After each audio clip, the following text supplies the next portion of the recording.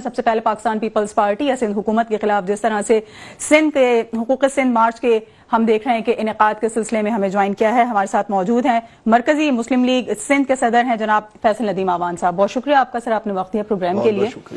جس طرح ہم نے بات کی کہ سندھ کے عوام کے لیے حقیقی تبدیلی کے خواہاں ہیں آپ, اور جو ایشوز بتائے گئے ہیں, جو ایجنڈا آپ نے ہائی لائٹ کیا ہے اپنے اس مارچ کا, اس پروٹیسٹ کا, اس میں بیسک چیز امن و امان کی صورتحال ہے, جس میں کچے کے ڈاکو آپ نے کہا ہے کہ اس ایشو کو ریزالو کرنے میں ناکام ہے.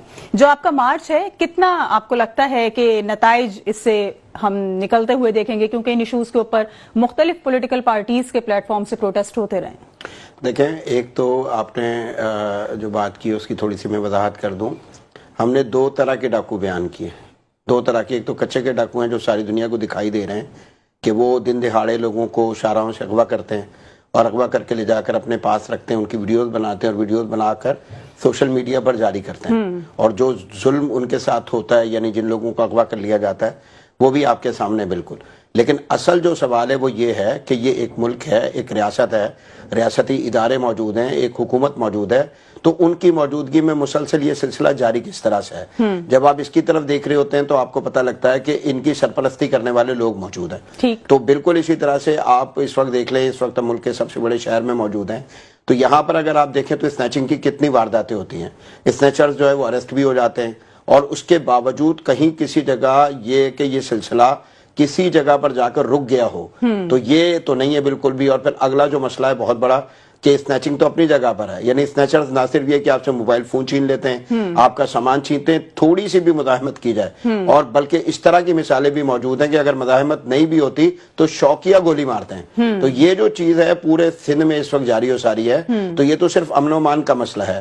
ہمارا مارچ صرف امن و امان کے مسئلے کے حوالے سے نہیں ہے. ہم یہ کہتے ہیں کہ سندھ کا کوئی ایک شعبہ بھی اس طرح کا نہیں ہے کہ جس میں فخریہ طور پر ہمارے بھائی جو پچھلے 16 سال سے حکمران ہیں, اور اگر اس سے پیچھے چلے جائیں تو یہ وفاق میں اور صوبے میں مسلسل حکمران ہیں, تو وہ کوئی ایک شعبہ ایسا نہیں ہے کہ جس کو باقاعدہ طور پر فخریہ طور پر لوگوں کے سامنے جو ہے نا وہ پیش کریں, اور پیش کر کے یہ کہیں کہ اس شعبے میں ہم نے بہت سارا کچھ کام کیا ہے. تو ہم یہ کہتے ہیں آپ ہیلتھ کو لے لیں, ایجوکیشن کو لے لیں, انفراسٹرکچر کو لے لیں, کسی بھی چیز کی آپ بات کر لیں تو آپ کو دکھائی دے گا کہ سندھ جو ہے وہ اس وقت انتہائی خراب حالت میں ہے, اور لوگوں کی سنوائی نہیں ہے. اور اس کا جو سب سے بڑا سبب ہے وہ یہ ہے کہ اس وقت پیپلز پارٹی کو سندھ میں جو ہے وہ کسی بھی قسم کی جو اپوزیشن ہے اس کا سامنا نہیں ہے. تو انشاءاللہ العزیز اللہ کے فضل سے ہم نے عوام کی آواز بننا ہے اور عوامی مسائل پر بات کرنی ہے, ہر طرح کے مسائل پر بات کرنی ہے. اپوزیشن کے لیے تو ہم دیکھ رہے ہیں نا کہ مختلف پارٹیز اکثر انہی ایشوز کو لے کر جو ہے وہ احتجاج بھی کر رہی ہوتی ہیں, سندھ حکومت کے خلاف بات بھی کر رہی ہوتی ہیں, اور ان سے مطالبات بھی کیے جا رہے ہوتے ہیں کہ ان چیزوں کو جو ہے وہ سالو کیا جائے. آخر کب تک سندھ کے عوام یہ مسئلے حل کرتے رہیں گے؟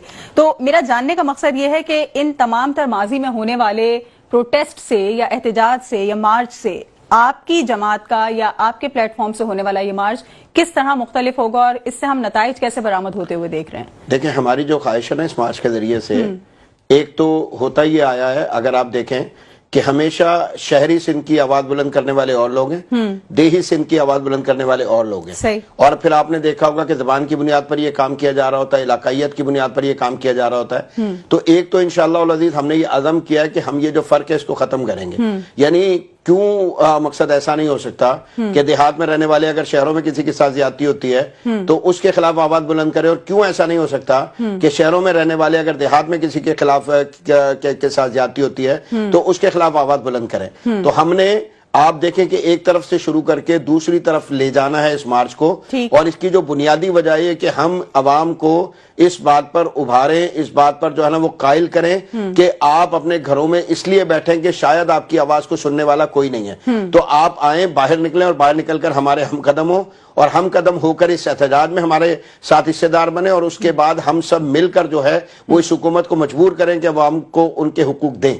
صحیح. اچھا, لیکن جب سندھ حکومت سے ان چیزوں کی جواب دہی کی جاتی ہے یا مسائل حل کیوں کرنے میں ناکام ہے اس بارے میں جب پوچھا جاتا ہے, تو یہی عذر پیش کیے جاتے ہیں. کبھی فنڈز کا رونا رو دیا جاتا ہے, کبھی وفاق کی سپورٹ نہ ہونے کا ایشو بیان کر دیا جاتا ہے, کبھی یہ کہا جاتا ہے کہ اپوزیشن یا اور دیگر جماعتیں صرف تنقید کرتی ہیں بجائے اس کے کہ ہمارے ساتھ کھڑے ہوں اور جو ایشوز سالو کرنے ہیں اس کے لیے کچھ تجاویز دی جائیں. دیکھیں, ایک تو میں یہ عرض کرنا چاہتا ہوں کہ یہ بات اس وقت کی جا سکتی تھی کہ جب تک 18ویں ترمیم جو ہے وہ مقصد جو ہے نا اس کا سلسلہ نہیں ہوا تھا. 18ویں ترمیم کے پاس ہونے کے بعد زیادہ تر فنڈز اور اختیارات صوبوں کے پاس ہیں. ٹھیک ہے. یقینی طور پر وفاق آج اس کی شکایت کر رہا ہوتا ہے اور وفاق کی یہ خواہش ہے کہ یہ 18ویں ترمیم ختم ہونی چاہیے. تو یہ کہنا کہ فنڈز موجود نہیں ہے یہ تو بالکل بھی مناسب نہیں ہے. یعنی ان کے پاس فنڈز وافر موجود ہے. ایک بات عرض کرنا چاہتا ہوں اور وہ میری عرض کرتا بات یہ ہے کہ کوئی ایک شخص یا کوئی ایک ایسا فرد بتائیں ہمارے بھائیوں میں سے 5 سال میں 10 سال میں 15 سال میں 20 سال میں جو فائنینشلی جو ہے نا وہ پیچھے چلا گیا ہو. ہم تو یہ دیکھ رہے ہوتے ہیں کہ عام سا ایک آدمی آ کر سیاست میں حصہ لینا شروع کرتا ہے اور سیاست میں حصہ لینے کے بعد اگر کہیں کسی جگہ وہ MP بن گیا ہے, کہیں کسی جگہ وہ MNA بن گیا ہے, کہیں کسی جگہ مشیر بن گیا ہے یا پھر یہ سمجھ لے کہ کسی بھی مناسب جگہ پر پہنچ گیا ہے تو اس کے بعد اس کے پاس اموال کے انبار جو ہیں وہ لگنا شروع ہو جاتے ہیں. تو آپ کسی کا بھی نام لے لیجئے, یہ نام سب کے سامنے اور یہ صورتحال بھی لوگ یعنی عام عوام اچھی طرح سے جانتے ہیں. تو یہ صرف ایک میں یہ کہتا ہوں کہ ادھر گناہ بدتر از گناہ.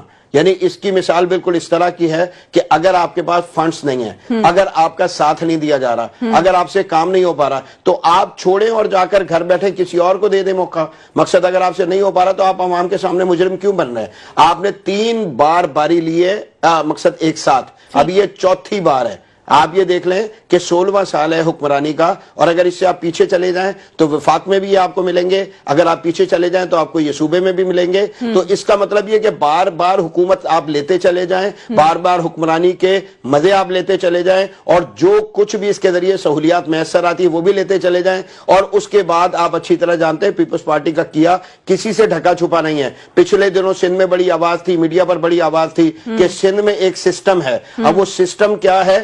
ایک متوازی جو ہے نظام حکومت ہے کہ جو سندھ کے اداروں پر مسلط کیا گیا ہے. اب وہاں سے اربوں نہیں, میں یہ کہتا ہوں کہ خربوں روپے کی جو ہے وہ بدیانتی کے ذریعے رکومات سمیٹی جاتی ہیں اور ایک سسٹم چلا کر اپنے پیٹ تو بھرے جا رہے ہیں لیکن عوام الناس کی جو صورتحال ہے وہ بد سے بدتر ہوتی چلی جا رہی ہے. اچھا, تو آپ کو لگتا ہے کہ عوام جو ہے اس میں یہ شعور کچھ بیدار ہوتا ہوا نظر آ رہا ہے؟ کیونکہ ہم دیکھتے ہیں کہ لوگ آف بیہائنڈ دا کیمرہ یا آف کیمرہ تو اپنے ایشوز ریزالو کرنے کے لیے ہمیں نظر آتے ہیں کہ جی شور مچا رہے ہیں, مسائل حل کرو مسائل حل کرو. لیکن جب بات کی جاتی ہے کوئی ایک پلیٹ فارم تشکیل دیا جاتا ہے تو سپورٹ کے لیے ہمیں عوام کی وہ سپورٹ نظر نہیں آتی ہے, اتنی تعداد میں لوگ نظر نہیں آتے کہ جو پریشرائز کر سکیں گورنمنٹ کو یا ان پہ کچھ دباؤ ڈیولپ کر سکیں.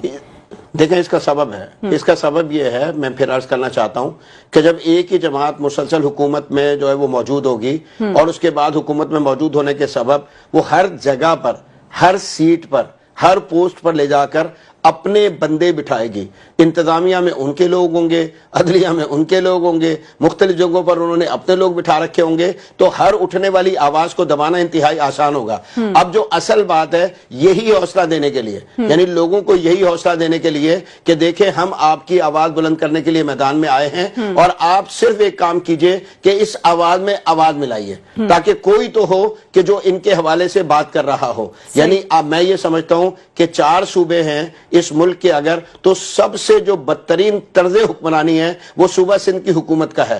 لیکن اگر آپ دیکھیں گی تو یہاں پر آپ کو کوئی بھی اس کے حوالے سے بات کرتے نہیں ملتا. تو اس کا سبب یہ ہے کہ انہوں نے دھونس کے ذریعے, دھمکی کے ذریعے, دھاندلی کے ذریعے اور میں یہ کہتا ہوں کہ مال کی جو چمک ہوتی ہے اس کے ذریعے سے جبری طور پر لوگوں کو اپنے ساتھ شامل ہونے پر مجبور کیا ہے. یہی وجہ ہے کہ آج آپ کو سندھ میں اپوزیشن کا وجود نہیں ملتا. یعنی آپ, میں یہ کہتا ہوں کہ سندھ کے مختلف علاقوں میں چلے جائیے تو آپ کو بدین دکھائی دے گا, آپ کو سانگڑ دکھائی دے گا, نشر و فروز دکھائی دے گا, آپ کو دادو دکھائی دے گا. میں کہتا ہوں کراچی اور حیدرآباد کیا ممکن ہے کہ پیپلز پارٹی درست طریقے سے میئرشپ حاصل کر لے؟ کیا یہ ممکن ہے؟ میں یہ دعویٰ کر رہا ہوں آپ کے سامنے کہ اگر فیئر اینڈ فری الیکشن ہوتا ہے اور فیئر اینڈ فری الیکشن میں عوام کو حق رائے دہی جو ہے اس کے استعمال کا بالکل حق دیا جاتا ہے درست طریقے سے. تو میں صرف شہروں کی بات نہیں کر رہا, میں صرف شہروں کی بات نہیں کر رہا, دیہات سے بھی پیپلز پارٹی بری طرح شکست کھائے گی. صحیح, ایک بریک کے لیے مجھے کہا جا رہا ہے, بریک لیتے ہیں, بریک کے بعد واپس آئیں گے تو گفتگو کا سلسلہ یہیں سے شروع کریں گے. ہمارے ساتھ رہیے.